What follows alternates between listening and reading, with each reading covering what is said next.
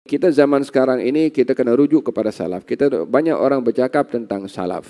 Siapa yang dimaksudkan salaf? Beza salaf dengan salafiyah.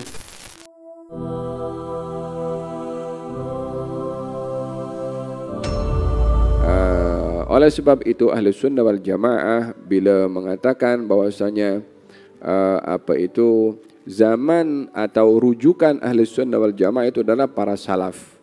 Bila merujuk salaf itu zaman dahulu secara bahasa. Tapi merujuk kepada apa salaf ini? Salaf ini merujuk kepada 3 kurun yang disebutkan oleh Nabi SAW tadi. Yani kita zaman sekarang ini kita kena rujuk kepada salaf. Banyak orang bercakap tentang salaf. Ya. Siapa yang dimaksudkan salaf? Itu persoalannya. Sepakat kita semua untuk kita kembali kepada salaf. Beza salaf dengan salafiyah. Salaf dengan salafiyah ya. Kalau itu secara terminologi nak dimaksudkan salaf salafiyah, secara terminologi yang silakan saja sebagai istilah, tapi untuk memahami maksud terminologi itu yang perlu untuk diperhalusi. Kalau kita merujuk kepada hadis Nabi tadi yang mengatakan bahawa sebaik kurun aku dan kurun setelah aku dan kurun setelahnya, merujuk kepada 300 tahun pertama. Itu disaksikan jaminan kebaikannya oleh Nabi SAW. Jadi 3 kurun inilah yang dikatakan kurun terbaik atau kurun salaf untuk kita rujuk kepada mereka. Siapa mereka? Kita dalam Ahlus Sunnah wal Jamaah 4 imam yang 4 itu semuanya hidup di kurun yang terbaik tadi. Al-Imam Syafi'i meninggal 204. Ya kan? 204 masih belum 300 tahun, masih termasuk daripada kurun yang terbaik. Al-Imam Abul Hasan Al-Ash'ari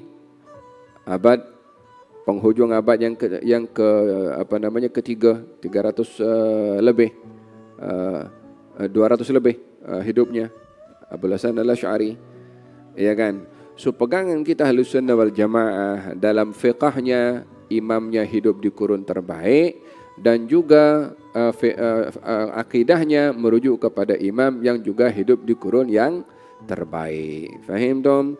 Jadi setelah kurun itu tidak disaksikan oleh Nabi sebagai kurun terbaik seperti mana 3 kurun ini.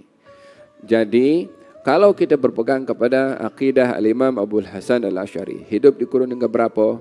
Yang terbaik. Lalu ada orang dia keluarkan istilah baru dalam akidah yang berbeza dengan akidahnya Al-Imam Abul Hasan Al-Ash'ari dan menyalahkan akidahnya Imam Abul Hasan Al-Ash'ari, sementara hidupnya bukan pada kurun yang disaksikan oleh Nabi kurun yang terbaik. Jadi yang kita pegang siapa? Yang disaksikan oleh Nabi imam itu hidup di kurun yang terbaik atau yang hidup di kurun yang tidak disaksikan oleh Nabi sebagai kurun yang terbaik. Fahim dong? Munculnya istilah Tauhid 3 itu kan muncul setelah